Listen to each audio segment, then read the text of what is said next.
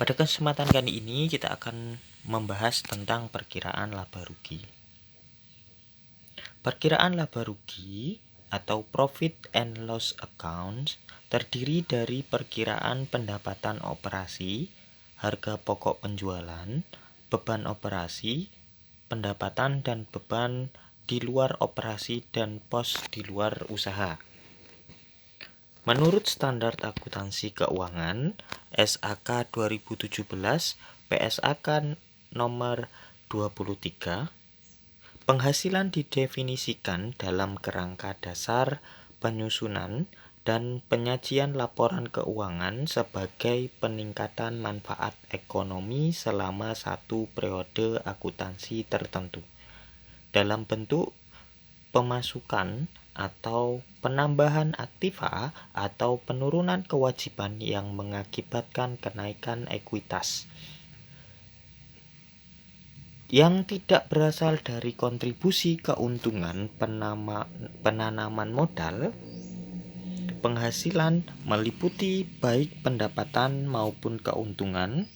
Pendapatan adalah penghasilan yang timbul dari aktivitas perusahaan yang biasa dan dikenal dengan sebutan yang berbeda seperti penjualan, penghasilan jasa, bunga, dividen, royalti, dan SWA. Informasi yang disajikan di laporan laba rugi IFRS 1. Penjualan 2. Beban pokok penjualan 3. Beban penjualan 4.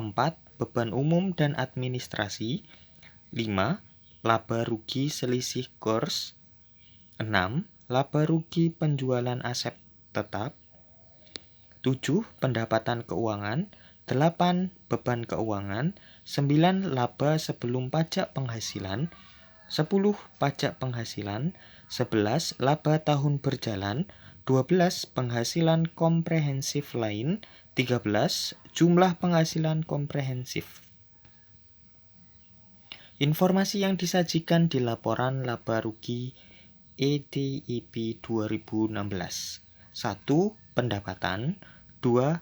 Beban keuangan 3. Bagian laba rugi investasi yang menggunakan metode ekuitas 4. Beban pajak 5. Laba rugi atau neto. Tujuan pemeriksaan audit objektif perkiraan laba rugi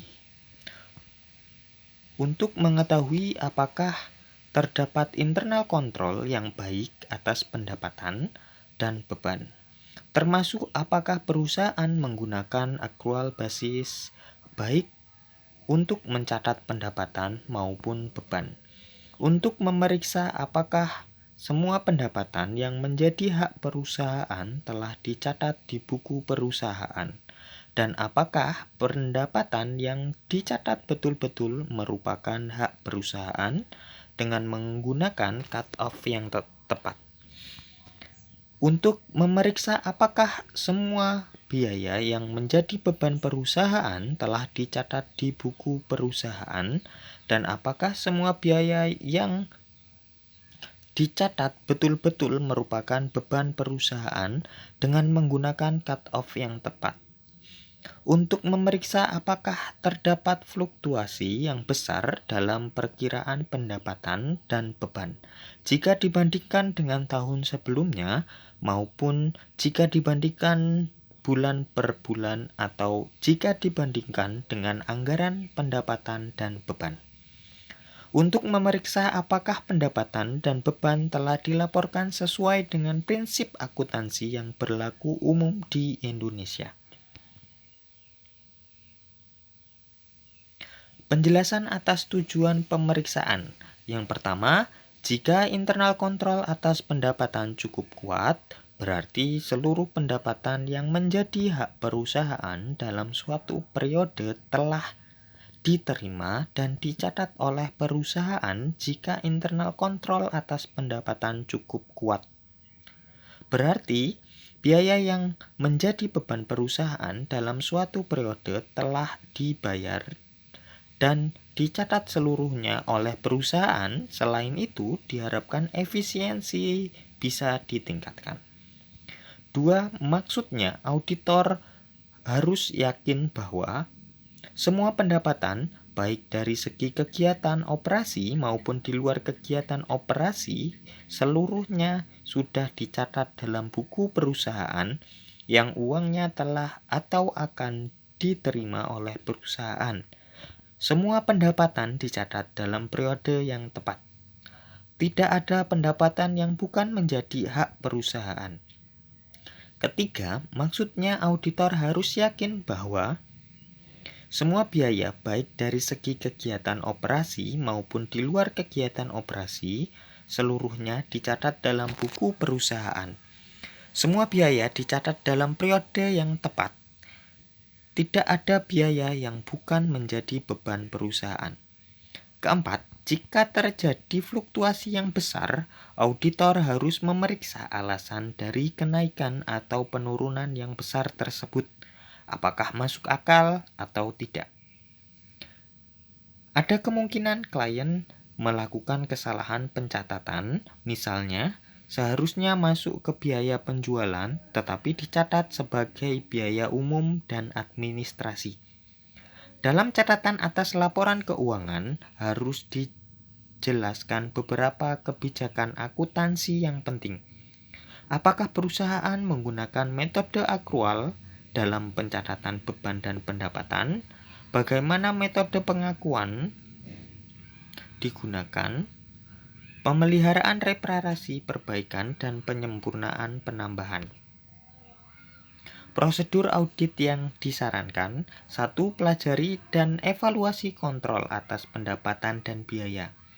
Kedua, minta rincian laporan laba rugi untuk periode yang diperiksa dengan angka perbandingan untuk periode sebelumnya dan lakukan analytical review procedures. Minta rincian laba rugi untuk periode yang diperiksa yang dibandingkan dengan budget untuk periode yang sama. Keempat, minta rincian penjualan menurut jenis barangnya atau menurut area penjualannya yang mencantumkan kuantiti yang dijual maupun nilainya uangnya selama setahun. Periksa cut-off penjualan untuk mengetahui ada atau tidaknya pergeseran waktu pencatatan penjualan. Keenam, periksa subsequent payment untuk mengetahui kemungkinan adanya unrecorded liabilities. Buat analisa terhadap beberapa perkiraan biaya atau pendapatan yang kemungkinan bisa ditanyakan oleh pihak pajak atau diperlukan dalam pengisian SPT untuk membuat koreksi fiskal atau kemungkinan timbulnya contingent liability. Untuk biaya dan pendapatan yang ada kaitannya dengan pajak harus diperiksa apakah peraturan perpajakan yang berlaku telah ditaati. 9. Khusus untuk biaya gaji, periksa daftar gaji untuk 1 atau beberapa bulan. Kemudian, tes perhitungan PPh 21 untuk mengetahui apakah perhitungannya sudah sesuai dengan peraturan yang berlaku. Bandingkan total biaya gaji yang tercantum dalam perhitungan laba rugi dengan SPT PPh 21. Periksa apakah penyajian pos-pos laba rugi sudah sesuai dengan prinsip. Terima kasih.